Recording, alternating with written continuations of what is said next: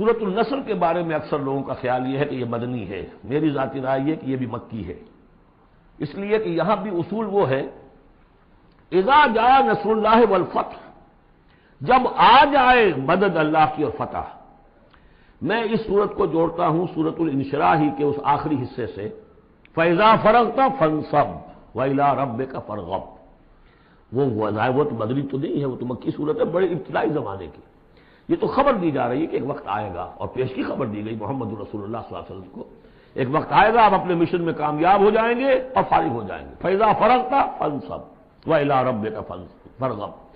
اسی رنگ میں یہ بھی ہے اذا جاء نصر اللہ والفتح، جب آ جائے مدد اللہ کی اور فتح، وَرَأَيْتَ النَّاسَ يَدْخُلُونَ فِي دِينِ اللَّهِ أَفْوَاجًا، اور آپ دیکھ لیں لوگوں کو داخل ہوتے ہوئے اللہ کے دین میں فوج در فوج۔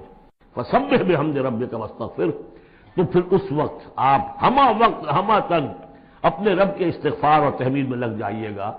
ابھی تو یہ مشقتیں جھیلنی ہیں، ابھی تو یہ رسالت کے فرائض، آگے بڑھ کر جو مدنی دور میں جنگیں آنی ہیں، جو سخت مراحل آنے ہیں، ابھی آپ کو یہ جھیلنے ہوں گے۔ انہ کان توابا، یقیناً اللہ تعالیٰ بہت توبہ کو قبول فرمانے والا ہے۔ ان میں چونکہ قرآن مجید میں جو مختلف مصاحف ہیں اس میں جو چیز لکھا ہوتی ہے اوپر کہ یہ مکی ہے یہ مدنی ہے، تو لوگ سمجھتے ہیں شاید یہ کہ بالکل جو سمجھیے کہ طے شدہ چیزیں ہیں، حالانکہ کم صورت قرآن مجید کی جو بڑی بڑی صورتیں ان کے بارے میں تو تیقن کے ساتھ معلوم ہے، لیکن یہ کہ بعض جو چھوٹی صورتیں ان کے بارے میں بہت سے اقوال آپ کو تفسیر کی کتابوں میں مل جائیں گے۔ میں نے جتنی بھی بارہ تحقیق کی ہے میرے نزدیک یہ بھی مکی ہے، مدنی نہیں ہے، یہ بھی ایک خبر دی جا رہی ہے جیسے کہ سورہ انشراح میں۔ صدق اللہ العظیم۔